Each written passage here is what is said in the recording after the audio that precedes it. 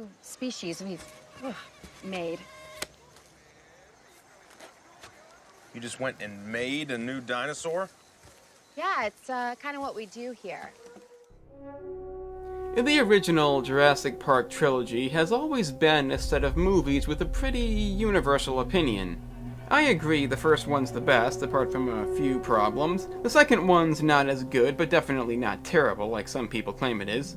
And the third one is once again not particularly bad, just irrelevant. Why they dropped the original plot, I'll never know. And then, after 14 years of waiting and multiple dropped ideas later, some quite questionable, we finally got the introduction to a new Jurassic trilogy, titled Jurassic World, which for me became the most divisive film.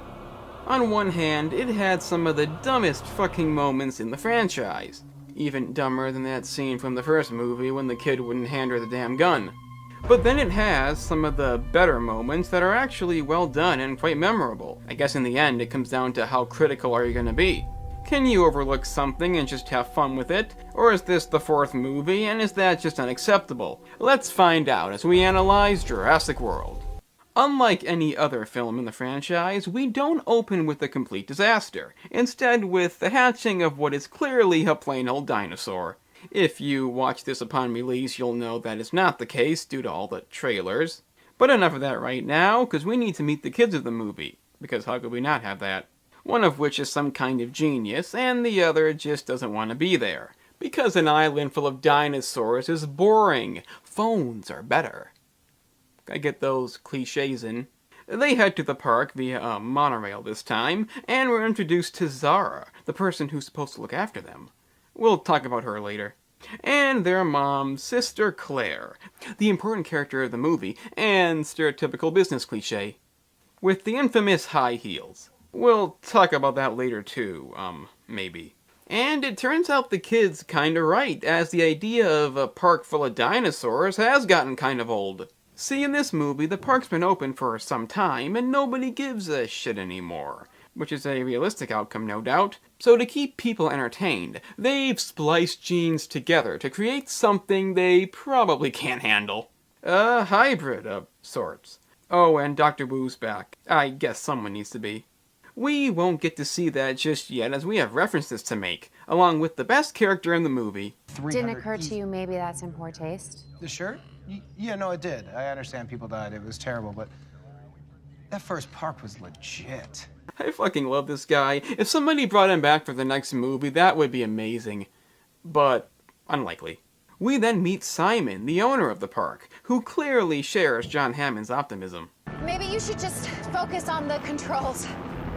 The key to a happy life is to accept you are never actually in control. But maybe not while piloting a helicopter. It's a bad idea. This may not be relevant, but I have to point it out. The glass fixes itself.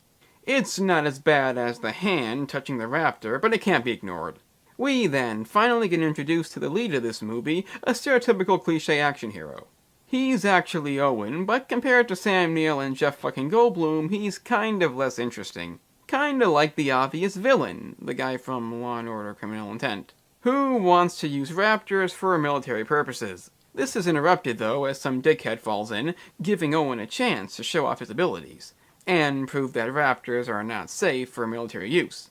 Which is pretty obvious, as he clearly wouldn't have held them off that much longer. Meaning, the military plot that made no sense in the first place is a thing of the past. Oh, and since this movie actually has a functioning park with people and things to do, the movie does spend a bit of time showing it off. You really think that's safe? Then there's this. We haven't seen the boys in forever, and I know how Zach will treat Gray if they're by themselves, and he could just be so mean. So, given the fact that the parents didn't come with them, it shouldn't be that hard to figure out what's going on. But if you haven't figured it out yet, you have to be thinking, what the fuck is going on here? So it turns out, Owen and Claire used to be a thing, but now they're not. It could be because they literally have no fucking chemistry, or maybe because Owen, the dino expert, forgot that they're all female. I gotta hunt. It was 2015, get over it. But it doesn't matter, cause you know how it's gonna end. You think this movie's gonna have any problems besides being overly cliche? How about one of the dumbest fucking scenes in the franchise's history? You see, they can't find the Indominus Rex, which is the hybrid they made, after spotting some claw marks, and assume it must have escaped. So instead of using the handy tracking device to immediately locate the thing, they just walk in. I don't know. Neither it escaped and you're wasting time, or it didn't escape and you really shouldn't be in there. Obviously, it is there, and the fat guy opens the main gate, letting it out, while Owen uses gasoline to mask his scent. Okay, so the point of this is to show that the Indominus Rex is intelligent and it planned it out. But, how? How did it know they'd enter the fucking pen to examine the claw marks? How did it know the fat guy would open the fucking gate? How did it know they wouldn't use the fucking tracking device, which in a later scene we'll find out it actually knew about? We'll get to that. But even if these decisions made any remote sense, the fact that it could be that intelligent and plan this out is a kick in the face to the original movie that made an appropriately big deal about the raptors opening doors. That was a cool moment. This isn't. Also, tell me this. When you were a child, you probably liked dinosaurs, most children did, but would you look at the Indominus Rex and think anything of it? A kid would not know that that's a hybrid unless you tell them, so who the fuck is this supposed to impress? Adults, maybe, but for how long? I mean, once you know what they're doing, wouldn't the idea kinda get old? Wait, I have an idea. A challenge. Who can guess which dinosaur this thing is spliced with?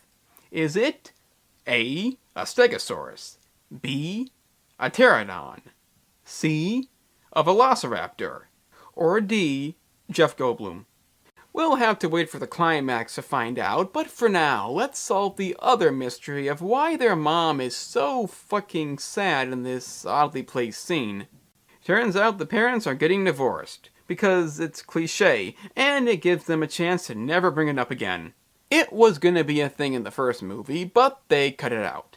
I guess because it didn't serve the plot, but that was the old movie. So, as previously mentioned, the Rex knew about the tracking device and ripped it out. How? She remembered where they put it in. So they put it in when it was awake? Otherwise, she couldn't have known that. It's literally impossible. But that's okay, because they've sent people, very few people, on the ground to non-lethally bring the thing in. And are you fucking kidding me? I can see them not wanting to tell people because they might not reopen, but to literally not want to kill the thing because it's expensive? That officially makes Claire the villain. She'll have to do something really good to make up for this, or just forget it ever happened.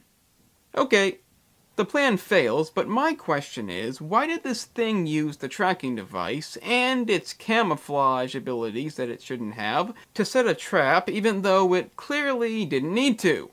That's fucking stupid! They do try to explain some of this. Cuttlefish have chromatophores that allow the skin to change color. It hid from thermal technology. Really?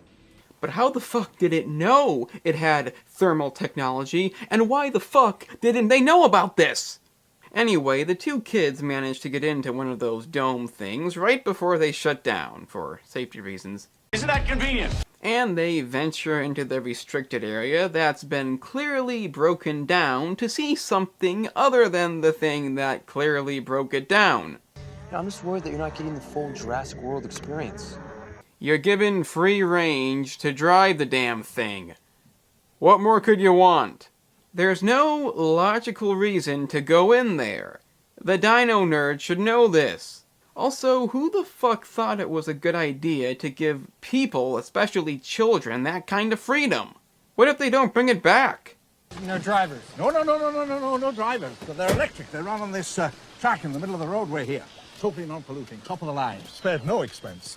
Also, you would think the Dino Kid would realize the thing in the reflection was something bad, being the Indominus Rex, and insist they get the fuck out of there.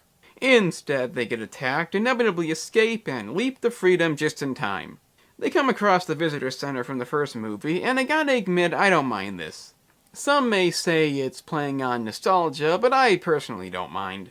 I do mind that they managed to fix one of the old Jeeps. Okay, I'm not too well versed in this, but I'm pretty sure that gasoline lasts around 6 months. Definitely not 2 decades. Owen and Claire show up just in time to miss them and have a run-in with the Indominus.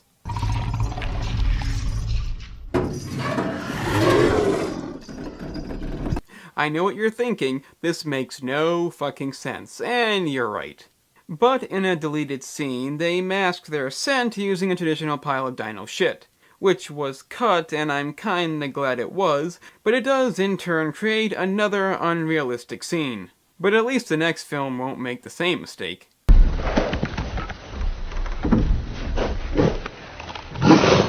Without a deleted scene to explain it? Oh. Well, it's time for Simon to attempt to resolve the problem, and instead cause the Rex to smash into the aviary dome, releasing the pterosaurs, resulting in their death. That was anticlimactic. There was supposed to be some kind of implant that would prevent this in the event that they escaped. But I guess they forgot.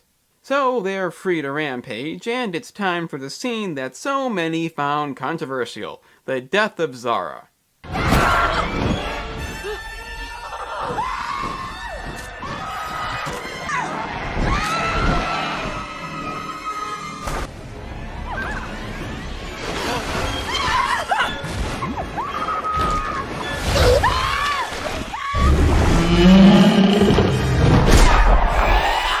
Alright, so the controversy behind this is that she didn't deserve such a gruesome death, and that it's the first female to die in the franchise, therefore sexist. I disagree completely. The sexist thing is obviously bullshit, and as far as not deserving it, yeah, she really didn't, but I question that being a gruesome death. I mean, in real life, it'd be fucking terrifying, but I personally see this as more of a comedic death. There's clearly not any blood to be seen, and even though a mosasaur has razor teeth on the inside of its mouth, resulting in a horrific death, I really don't think you're supposed to look at it that way. But that's just my opinion, it doesn't have to be yours. They all meet up, and Hoskins, the villain, has devised a plan to use the raptors to hunt the Indominus Rex. I'm still convinced that Claire's the villain, but aside from that, I have a few questions. How do they expect the raptors to kill the Indominus Rex? Why is Claire keeping the kids here opposed to with the other survivors? And how do they know this won't end in disaster? Well, I guess that's not important. I mean, we do need a trailer image, and now we got one. Well, that's the important thing. And the time has finally come to reveal the answer. What is the hybrid spliced with? The answer? That thing's part raptor. And the answer is C, Velociraptor.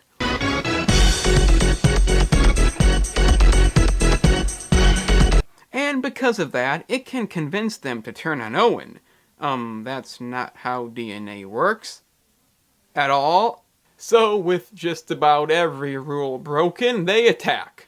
One of the raptors gets blown up, completely plot irrelevant black guy has a scene, and the rest escape. Followed by this. Okay, our little side project's about to get a shot in the arm. I don't want a bunch of lawyers messing around with something they don't understand. So Hoskins and Wu planned for this to happen, don't ask me how, so the Indominus Rex would escape and the raptors would stop it somehow, leading to a military contract. That's fucking stupid! Then why the fuck would they give it raptor DNA? My favorite character gets an actual comedic scene. Oh, no, I have a boyfriend. Yeah, but I didn't know that you guys were, like, together. And Hoskins explains that the Indominus Rex, in a smaller size, could revolutionize the military as we know it. And that makes the entire raptor speech thing pointless, but who gives a fuck? But given the fact that Blue, the raptor's name is Blue, shows up and Hoskins tries to reason with it, it implies he might just be insane. I'm on your side. But I do like this death scene. It's almost as graphic as a PG-13 death can be, and it's pretty satisfying. It's not like he actually got his hand ripped off and they tried to hide it. Oh, that'd be fucking stupid. So they must escape, and it's amazing we haven't actually seen a Dilophosaurus since the first movie. It's completely inaccurate, but who gives a shit? Owen manages to reunite with Blue, don't know why she turned in the first place, and it's time for an epic final battle. Indominus versus the Raptors.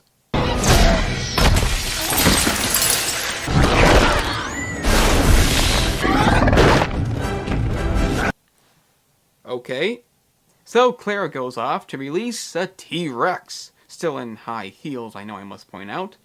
And it's time for the true final battle, Indominus versus Blue the Raptor, and the T-Rex from the first movie. Which is what it's supposed to be.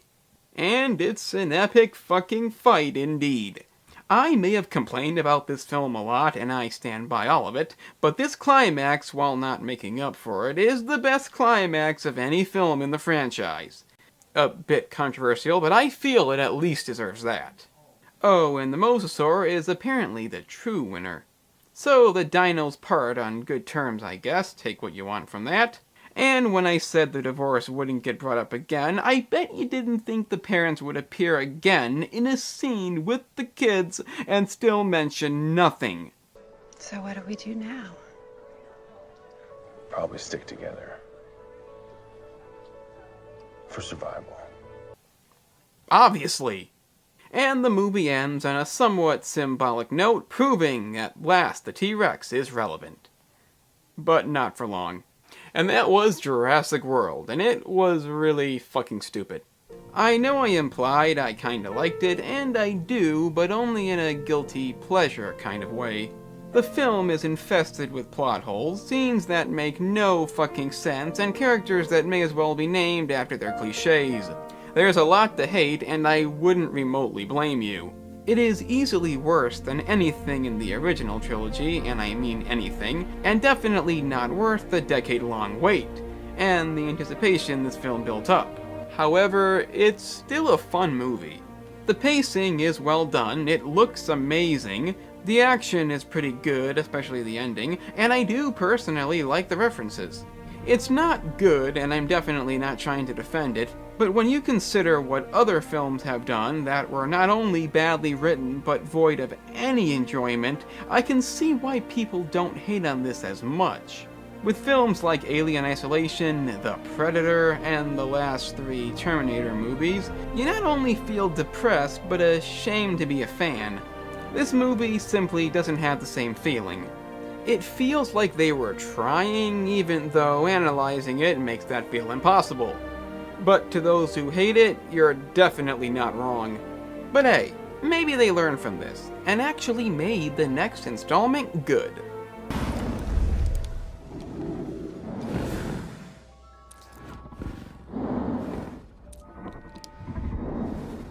Oh yeah, I've seen that movie. Twice, for some reason. But with the final film delayed a year, for obvious reasons, I guess we can save the 5th film for then. You know, to build up anticipation. That's the only reason. I'm the analyst, and remember kids, a wild animal like a lion per se would not make a good house pet, especially if the cat had lion DNA, and they might just gang up on you. A second Prints date. out an itinerary for a night out. I'm an organized person. Now, what kind of a diet doesn't allow tequila? All of them, actually. And what kind of a man shows up to a date in board shorts? It's Central America, it's hot. Okay.